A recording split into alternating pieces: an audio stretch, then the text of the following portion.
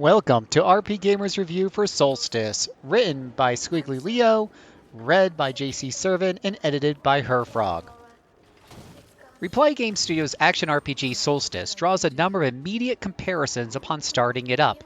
Belying its obvious namesake, its fast-paced, high-octane combat system is instead highly reminiscent of Capcom's Devil May Cry series or Platinum Games' Bayonetta franchise. Similar to those games, combat is frantic and challenging, with a high degree of aerial combat for players to master while downing foes.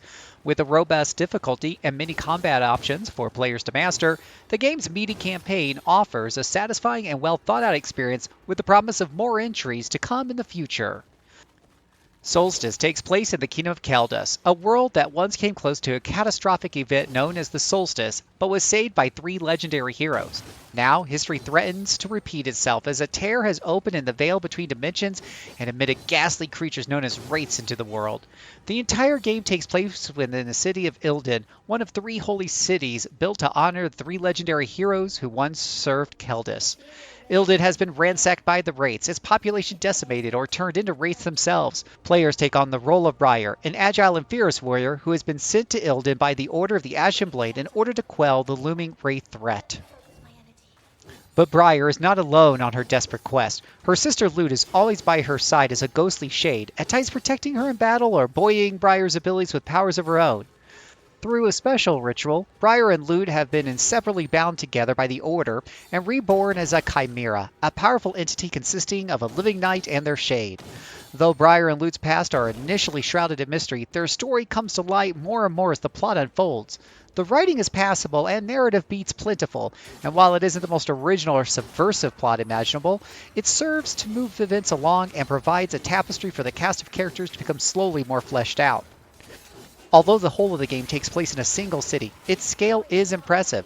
Ilden is a massive port city, and over the course of the lengthy campaign, spanning 20-plus stages and easily as many hours, players will explore many districts from the waterlogged harbor to the impressive city walls, from the sewers to the seedy low town, and even a derelict monastery, amongst others.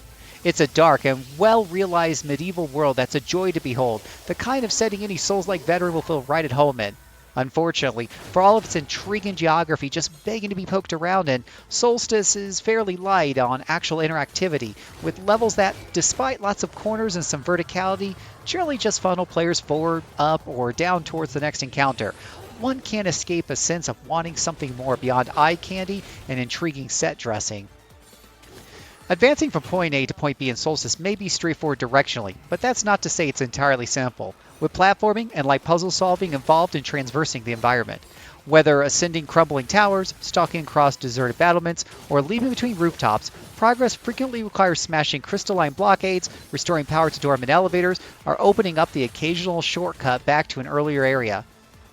As the game progresses, Briar and Lute gain new abilities that assist them in these platforming sections, including ways to materialize invisible blocks and platforms or remove otherwise unbreakable barriers. The game's core, though, lies in its deep combat system, and it's here that Soulstice delivers in spades.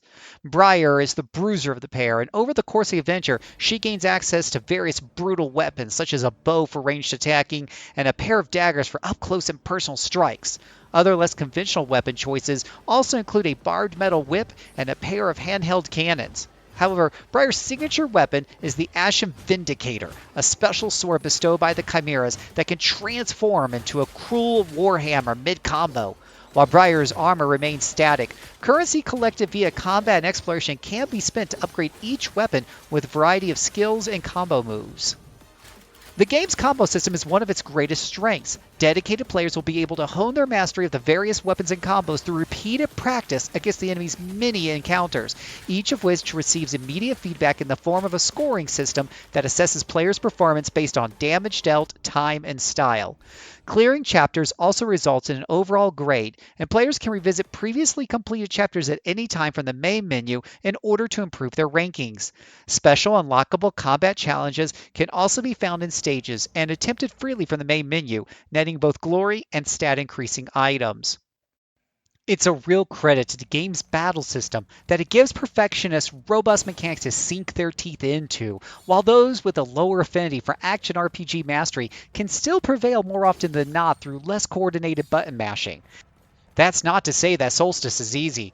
There's a strong challenge at the base recommended setting, and several harder difficulties available for further replays. However, a scaled back story mode with only a mild focus on combat also exists for those who would rather focus on the narrative being told than on aerial combos and frantic action. One way in which the difficulty ramps up noticeably, particularly in the game's latter half, is through enemies that can't be harmed by conventional methods and require special tactics to dispatch. Loot provides frequent assisting during battles by shielding Briar from the occasional hit or emitting her own ghostly attacks to deal with some light damage to keep enemies at bay. This is accomplished with the assistance of an on-screen button prompt that causes her to interrupt an enemy attack if pushed quickly enough. But a more direct way in which she assists Briar is by casting a dome of either red or blue spirit energy around the two of them. This energy has a direct effect on certain enemies, weakening their natural defenses that would otherwise shield them from Briar's attacks. However, sustaining these energy fields come at a price, and Loot must either lower the dome after a short while to recharge or risk being temporarily stunned. It's an interesting idea that adds a welcome extra layer to combat and enhances the level of challenge further still, particularly with tougher enemies and bosses who require juggling both energy fields, with players sometimes having to switch between fields at a moment's notice as battles wear on. The world of Soulstice has been carefully crafted with a good deal of lore unpacked via codex as players advance through the game. Briar and Loot have frequent run-ins with Layton, an observer from the Order assigned to report on their progress from a distance and provide them with aid as the need arises. There are also a number of other chimeras that have been dispatched to Ilden to figure into the quest in various ways. At several points, the pair run across locations with unusual spiritual energy, indicating something significant has recently happened. Players must make use of Loot's heightened senses to complete a simple detective game of sorts, uncovering points of interest to gain a glimpse into what happened. It's a welcome addition that provides breaks from the action-heavy gameplay, but could perhaps have been fleshed out more and elevated from the infrequent uses it receives here. Much like the world design, the game visuals have their ups and downs. The majority of the bespoke character designs are memorable, with evident attention to detail. Briar and the other Ashen Blade members sport fierce battle armors and armaments. Bosses, too, benefit from unique designs, though the same cannot be said for the more pedestrian rank-and-file enemy troops. While environments certainly bring across Ilden's once grand, now shabby state, the visuals overall don't do much to push the envelope, with a frame rate that can dip noticeably during the more frantic combat moments. Audio, however, is strong throughout, with great voiceover performances, satisfying and chunky sound effects, and a moody score that helps to sell the game's mysterious and danger-filled atmosphere.